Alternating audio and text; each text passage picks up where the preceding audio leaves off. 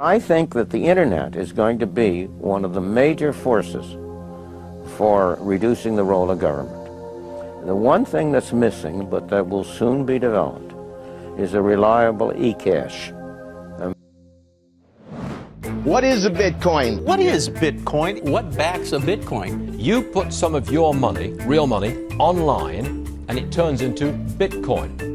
I don't even know why we call them coins, except that they call it coins in the name. I think Bitcoin has turned into a massive multiplayer online game where speculators are trying to out-speculate each other. Is it a means of exchange or an asset class? I see you taking my real dollars, and then you give me virtual money in return. Thanksgiving dinner, my grandmother asked me, what the heck is this Bitcoin stuff anyway, right?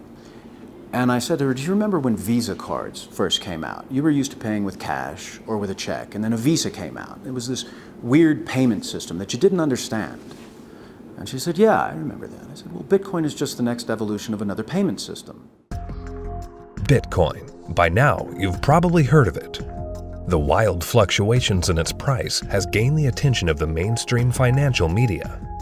But Bitcoin is much more than just your average investment. Beneath all the hype and hysteria lies what could be the most important technology of our lifetimes. So what exactly is it?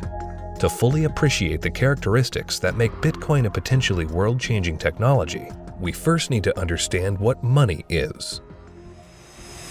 Currency started developing 6,000 to 9,000 years ago, some sort of medium of exchange, and people used something of value. Societies around the world, though, started to select gold and silver as their primary currency about 3,000 years ago, and then about 680 BC, they became money when they were minted into coins of equal weights.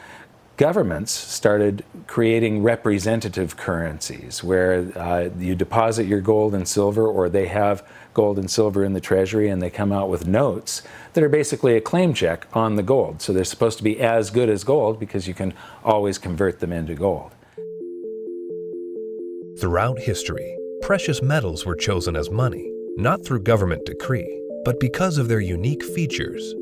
Gold is rare, easily recognizable, portable, durable, and divisible. Above all, because gold is difficult to find and labor-intensive to mine, refine, and mint, it has always been perceived as a store of value.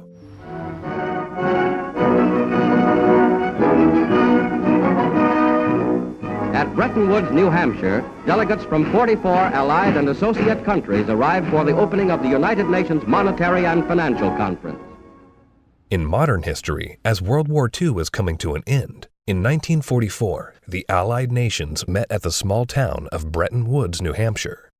Here, they drafted a new financial system, which would stabilize the world's financial system once the war ended. With the United States poised to enter a golden age of prosperity, the US dollar was chosen to be the world's reserve currency. The Bretton Woods system was created after the Second World War at the Bretton Woods Conference in New Hampshire. And rather than using gold as the means of exchange between countries, as was the case under the old gold standard, the dollar was going to be used. The dollar was chosen because back then it was as good as gold. Under this new system, the countries of the world would tie their currencies at a fixed rate to the US dollar. And because most of the world's gold was held in US vaults, the US dollar would be backed by gold at a fixed price of $35 per ounce. This created a system where the currencies of the world were effectively backed by gold through the US dollar. I have directed Secretary Connally to suspend temporarily the convertibility of the dollar into gold or other reserve assets. The Bretton Woods system lasted for about 25 years, but in August of 1971, President Richard Nixon called for an emergency press conference where he announced foreign countries would no longer be able to convert their US dollar holdings into gold. This surprise move would come to be known as the Nixon shock.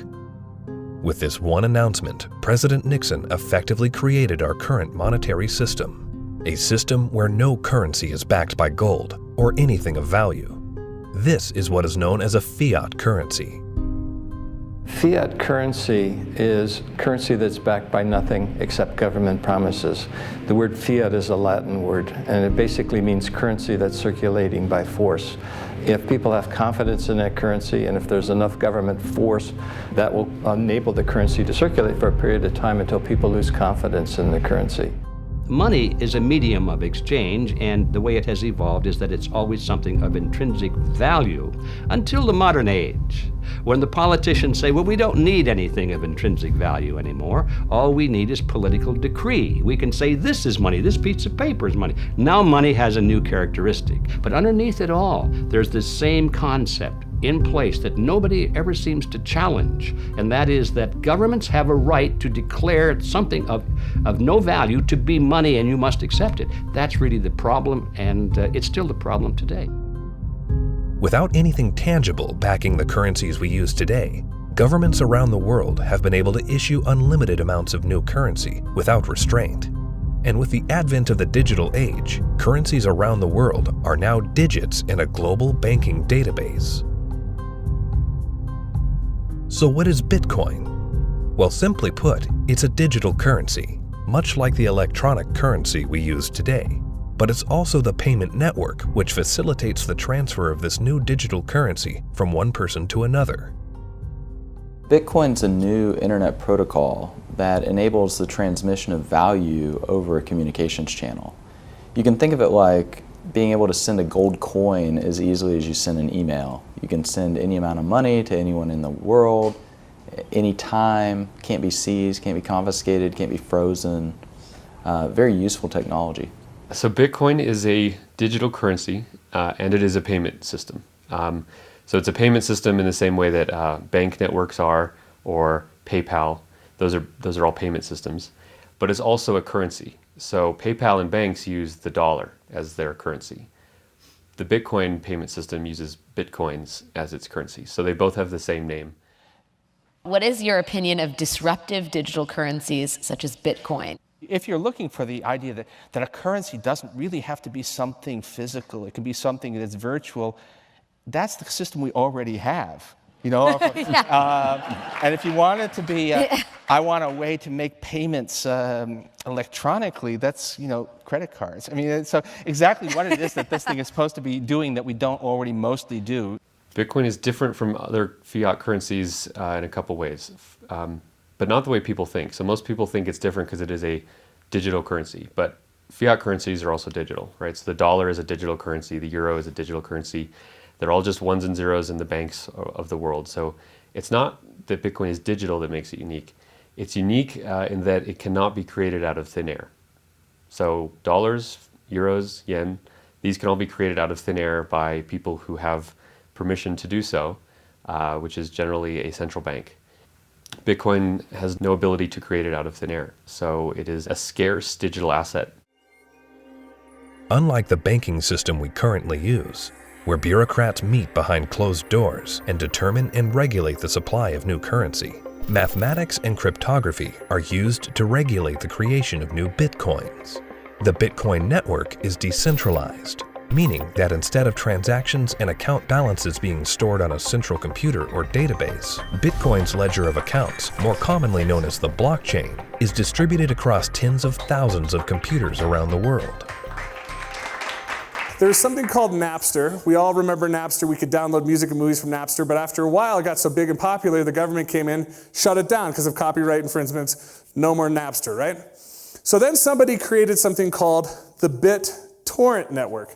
What's this? This is a software people run on their computers that allows people to file share. So if you run this software, you can go to things like Pirate Bay or Views or BT Junkie, and you can download any music or any movies you want, and they can't stop it because it's not a centralized location. Well, Bitcoin is the currency that runs on the BitTorrent network. Why was gold and silver considered money for the last 4,000 years is because it took work and effort to make that nice, beautiful coin. They had to dig it out of the ground and refine it in the crucibles and the furnaces and stamp it into a nice, beautiful coin. And that took work. So you didn't have to trust anybody that they were going to work for you. The work was already done. Well, Bitcoin, proof of work, is the same thing, right? You have to hash away and solve all these math problems. You have to have the chips and the electricity and yada, yada, yada to create a Bitcoin. It would cost today about $800 to make a Bitcoin. I believe that Bitcoin has multiple levels of intrinsic value. The properties like being unconfiscatable, properties like this censorship-resistant value transfer that no one can stop you from sending. More importantly, what gives it intrinsic value is the productive capacity and the brain power of some of the brightest developers in the world that have chosen to work on this open source protocol. And this productive capacity of some of the brightest minds that are building it is what truly gives it value.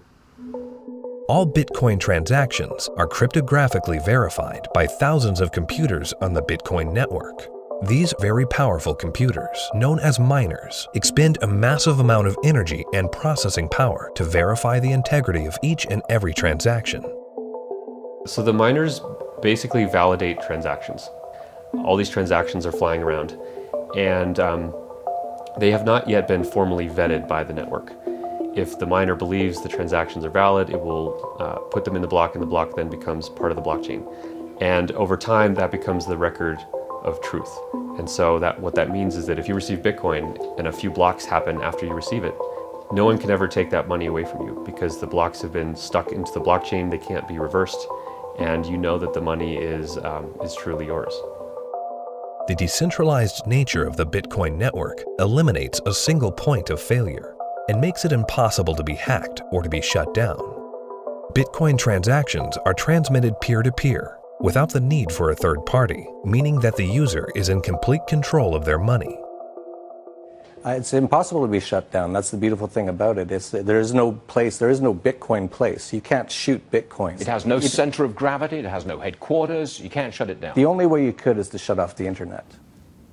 Your average person has absolutely no idea how their email works, but it works, and that's all that really matters. And Bitcoin's very similar to that. But as far as what I would do to tell people or describe to people who don't know about Bitcoin what it is, I would say it's a form of money that you can just use on your phone or your computer in today's digital age where everyone's on the internet, that is much faster to send than most of the banks. And it has, for at least since its inception in 2009, risen in value.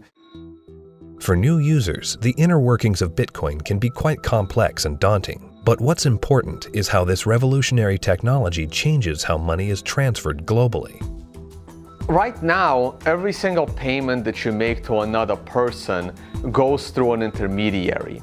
Either PayPal or bank or Visa or MasterCard. And more importantly, the governmental jurisdiction decides if you're allowed to make that payment. That payment could be stopped halfway through, and then you have to try and get your money back. With Bitcoin, no one can stop it. The moment you decide to send another person digital value, you can just send it. And there is nobody in your way. There is no one that has to give you permission to pay another person money, and all they need is an internet connection. This has the potential to displace the need for banks as a trust institution. If you and I exchange currency or have commerce using Bitcoin and it goes on the ledger on the blockchain, we don't need a bank to confirm that that is a valid transaction.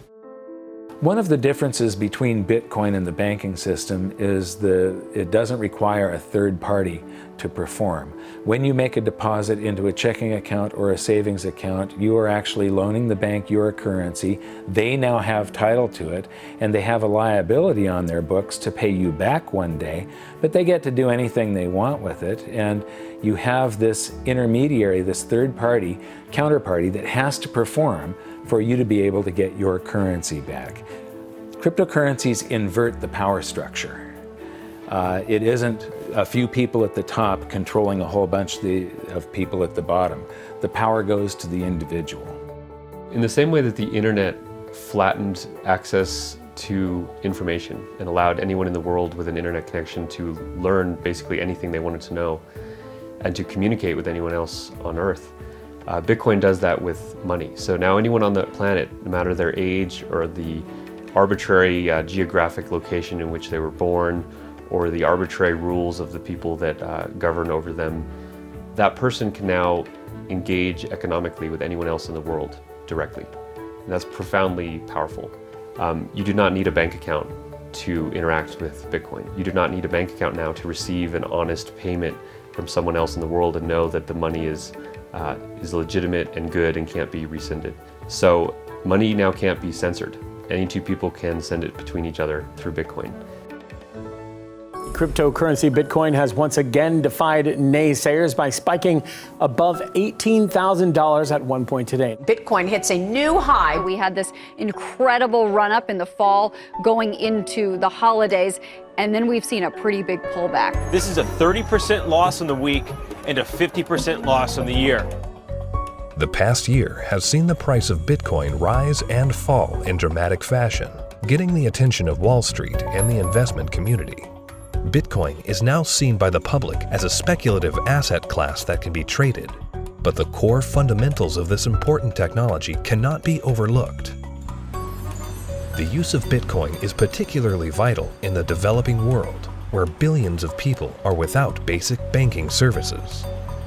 People who see the price all the time, especially in advanced societies, they focus more on the price and they think that Bitcoin is an investment solely and that it goes up and down like a stock based on news and expectations. But the fact is, probably there's more people in these kind of third economies. They don't own a lot, but they own it, and they own it because they need it. Not because they expect to get rich or hope to get rich, because they need to protect themselves against both destroyed fiat currencies and against capital controls. So when people think of it as an investment, they have to realize that the reason that Bitcoin's so exciting is because it's a future money for the world, not because it's something that could become a great investment. It just so happens to be that both can be accomplished at the same time. One of the great powers of whether it's Bitcoin or any other cryptocurrencies, if we can figure out how to scale the technology, we can solve a lot of problems in the financial system. We can transact with each other globally at very low cost and very efficiently. And there's tremendous market power in that. Has nothing to do with anyone in the financial system. People want to be able to communicate and transact with each other simply and quickly, and the hunger to do that is enormous. Today, Bitcoin is seen as a financial asset, but as the technology develops, the blockchain that powers Bitcoin may be used to verify transactions other than the transfer of money. Each Bitcoin is divisible into 100 millionth of a Bitcoin, called a Satoshi. These tiny fractions of a Bitcoin can be programmed to represent assets other than money. In this way, the Bitcoin blockchain can be used to verify transactions of all kinds of items without the need for a central authority. The Bitcoin blockchain is a tremendous technological innovation that enables distributed consensus. People are able to come to agreement on what the state of this ledger should be and what it is. And that enables people to have trust without trusting any other party or person or institution. So anywhere we need to have trust, where we need to be able to verify what is the true and correct state of something, that has an application to be put on the Bitcoin blockchain. For 6,000 years of recorded history, we've always had this problem when we want to engage in consensual exchange. That is, if we're strangers, can I trust you? And what's happening with Bitcoin and the blockchain, the technology that powers Bitcoin, is it is now possible for us to have trustworthy exchange without those third parties. The trust is built in through the cryptography. That guarantees the exchange of value. Well, that means that there's this technology that is as disruptive as the internet was to publishing.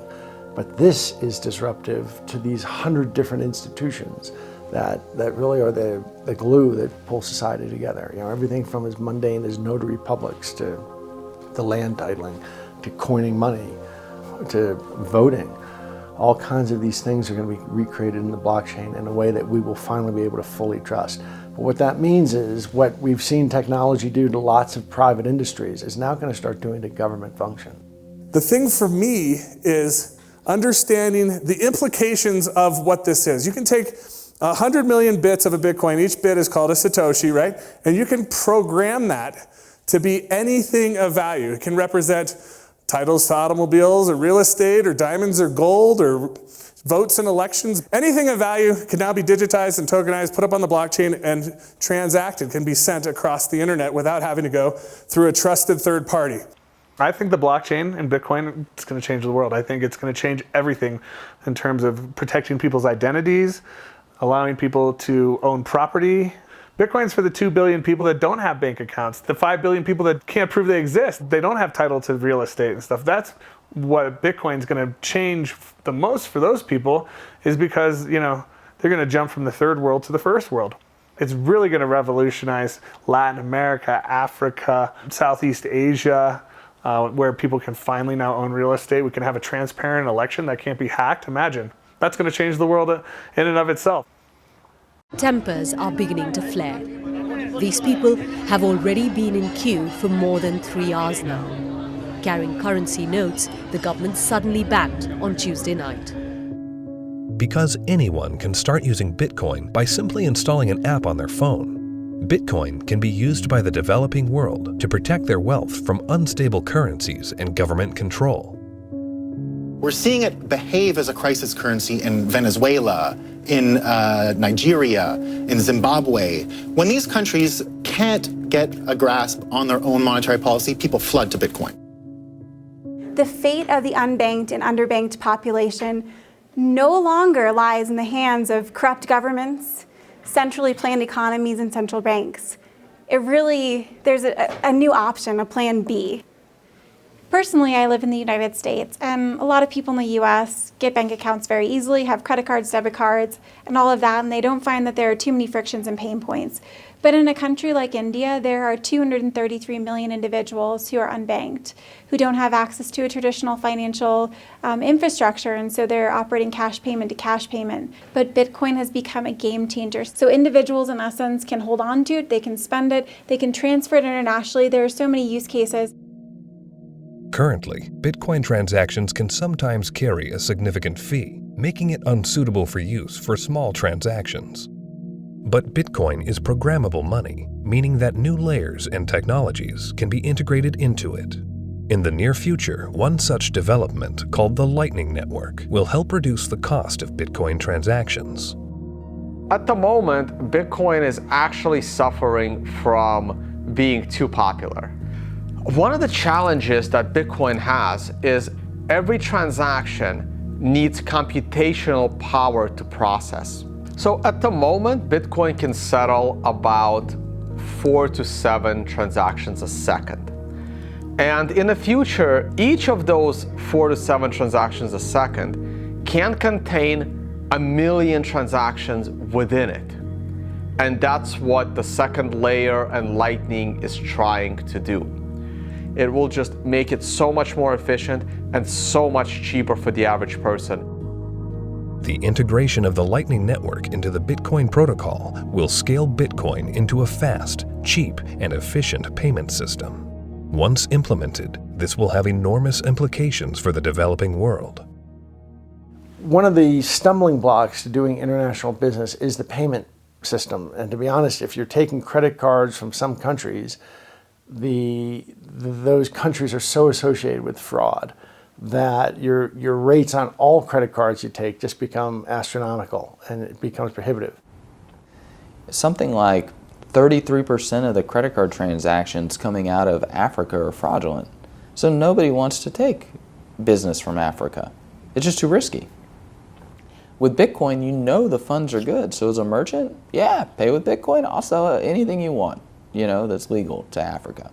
That has tremendous implications, to be able to get access to these types of products and services so seamlessly. And then they're able to start having property rights. And property rights is really what's going to help lift them up out of poverty.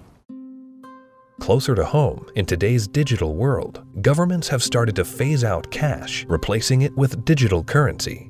In this environment where concerns over personal privacy are very real, Bitcoin provides monetary sovereignty outside the control of government policy. When you have a situation where the government is trying to control, they don't want people to have the means of hiding anything from them. Not just from a tax standpoint, they want to know what everyone's doing in Big Brother fashion. So, the way that I look at Bitcoin is it's the ultimate monetary weapon that the people have never had in history. Every government in the world wants to go cashless. One of the reasons is that in a cashless society, you are not able to exit the banking system. When people panic, they run to the ATM machines, they run to the bank and they withdraw money. The other thing is the governments are starting to run out of money, and governments don't build anything. They just use other people's money. So they are treating everyone as a tax evader. I believe the main reason why Bitcoin is so popular and important is not because of its finite supply and being gold. It's because of anti-money laundering laws preventing people from doing what they want with their money. One of the main functions of government is to create currency. And Bitcoin is successful only because of its potential for circumvention, lack of oversight. So it seems to me it ought to be outlawed. It doesn't serve any socially useful function. As to whether or not Bitcoin is illegal or should be seen to be illegal, cash has been used for a whole heck of a lot more illegal things than Bitcoin has through the years, and still is today. Cash is untraceable. It's easily transportable. Nobody knows where that dollar has been and how it's been moved from hand to hand to hand. So it's just a matter of making that connection that a cryptocurrency is really not a new thing. It's just a different version in a digital form of something that's existed in our society and legal structures for millennia. Bitcoin is shifting the paradigm and challenging the legacy financial system. Recently, Jamie Dimon, chairman and CEO of JP Morgan Chase, America's largest bank, was quoted calling Bitcoin a fraud. Why is Bitcoin a fraud? Here's the reason. Governments, the first thing they do is form a currency. They like to control the currency. They control it through a central bank. They also like to know who has it, where it is, where it's going. Wait until someone gets hurt. Wait until it's used for illicit purposes, which it is somewhat used for illicit purposes. They close it down. You got people like Jamie Dimon, a serious guy, calling it a fraud. Calling a fraud? You mean like there was hundreds of billions of dollars of securities that Jamie Dimon sold the public a decade ago called mortgage-backed securities? He's calling Bitcoin a fraud? Is that going to go to zero like his securities that he sold the public? First with respect to asking a banker about whether they like Bitcoin or not, that's kind of like asking a king, do you like democracy? It's just so thoroughly frustrating and insulting when people who know very little about what we do watch an up-and-coming technology and have the audacity to call us all criminals. We're not the criminals here. The whole damn reason this ecosystem exists is because they're the criminals. And it doesn't really matter at this point what he thinks. The genie's out of the bottle. Somebody in this room or somebody at this conference or somebody around the world is going to solve the problem of decentralized lending and value-stable currencies and decentralized exchange. And within 5 to 10 years, banks will become less and less relevant, just like landline telephones are becoming less and less relevant. And we're going to wake up one day and we're going to be in charge of our own money. And Jamie Dimon, in retirement, can watch the world as it is, not the world as he would like it to be. The Bitcoin blockchain is built on decentralized consensus outside the control of a central party. However, with the hype in the rise of cryptocurrencies such as Bitcoin, both central banks and commercial banks have started to develop their own digital currencies under the guise of what they call blockchain technology.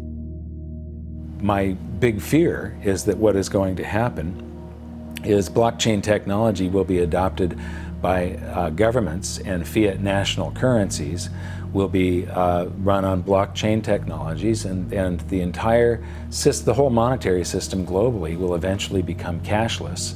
And at that point, if it's centralized and there's an entity that runs the blockchain, they can lock you out of it if they don't like what you're doing, and they can trace everything that you do. Every transaction, everywhere you go, will be recorded. And so, you know, if we're not careful, this has the ability to enslave us or free us. I think blockchain or any kind of open ledger distributive database will have a tremendous impact on our world. My fear is that, and this is used to centralize, digital technology gives a banker the ability to put a chip in you, to tax you whenever they want, to interface with a money system with you physically, and to perfect the collateral. So I love the innovation, and the question for all of us is, how can we innovate and make the financial system more efficient and do it in a way at the same time where we distribute the power lines in the political system? The blockchain is a technology, which is a good technology. We actually use it. It will be used for a lot of different things. God bless the blockchain. Cryptocurrencies and digital currencies, you know, I think are also fine. You know, JP Morgan moves $6 trillion around the world every day. We don't do it in cash. It's done digitally. Yeah. If it can be done digitally with the blockchain, so be it. But it'll still be a dollar cryptocurrency. A majority of the people are using the word blockchain, and they don't really care whether it has this decentralized mining.